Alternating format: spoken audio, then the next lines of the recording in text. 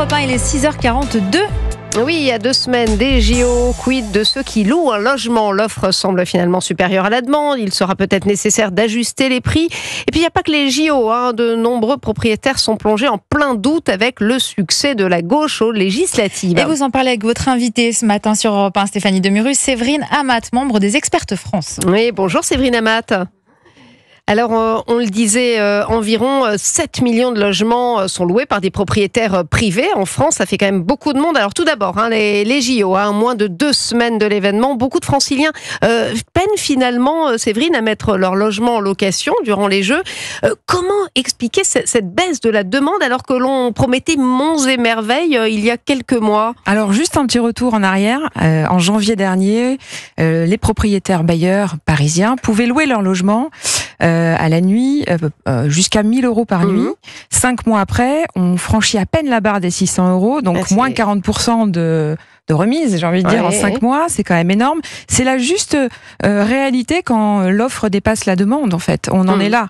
Les citadins parisiens sont obligés de réajuster leur prix parce que face à eux, la demande n'est pas forcément au rendez-vous. Donc finalement, il fallait louer avant. Et puis tant pis pour ceux qui ont payé aussi cher, réservé aussi cher. Il fallait certainement louer avant à une clientèle étrangère, certainement qui a largement anticipé son déplacement parisien, budgété son voyage, ce qui n'est pas forcément le cas des Français, qui eux séquencent leurs vacances et ne passeront certainement pas 17 jours à Paris. Alors face à un marché saturé, les propriétaires se reportent sur la location longue durée à la place ? Il semblerait, ça c'est l'étude menée par le site d'annonce Gens de Confiance qui rassemble près de 2 millions de membres, qui fait ce constat et qui voit effectivement la jauge de la location longue durée reprendre un peu de poids par rapport à la courte durée. Alors Séverine Amat, autre inquiétude sur le long terme cette fois pour les propriétaires bailleurs, les turbulences politique, et en particulier celle, il faut bien le dire, concernant le programme du nouveau Front populaire, qui cause beaucoup de soucis à ces bailleurs, notamment la rumeur d'une suppression de l'abrogation de la loi anti-squat, qui n'est pas une rumeur, mais qui serait effectuée s'il devait arriver au pouvoir. C'est un petit peu le cauchemar de ces propriétaires bailleurs. C'est un petit peu, effectivement, une période de stress pour eux. Pour les propriétaires bailleurs, Stéphanie, mais aussi pour les investisseurs.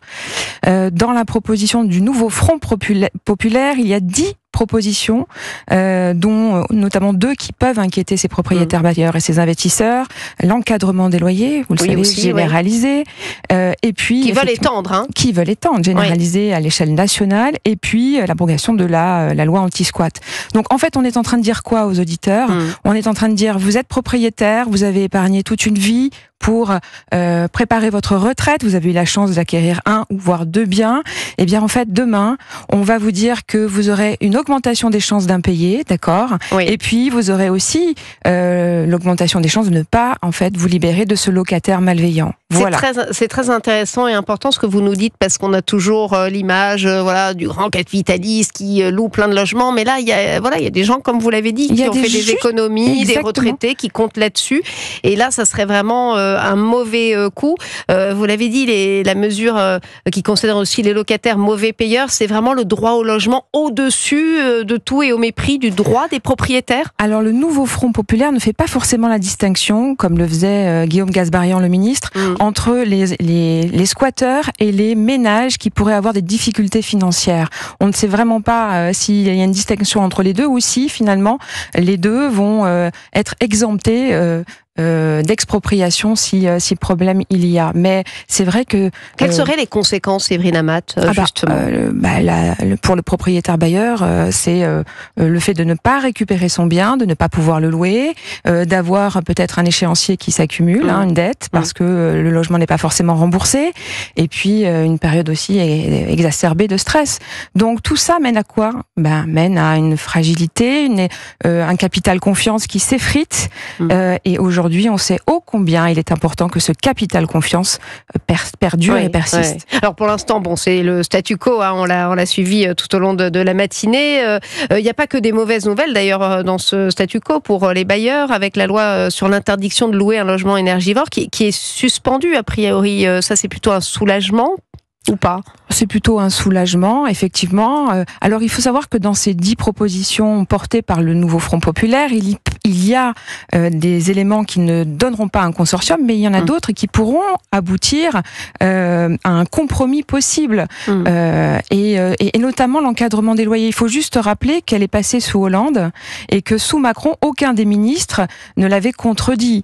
Donc, il y a dans ces 10 propositions des éléments qui peuvent amener à un compromis et qui peuvent aussi exacerber en fait et inquiéter les propriétaires et les investisseurs. Donc on suivra ça évidemment et votre secteur en particulier suivra la suite des événements avec beaucoup d'attention, on l'imagine. Merci Séverine Amat, expert immobilière, présidente fondatrice d'Amat Résonance. Merci d'avoir été avec nous sur Europe 1.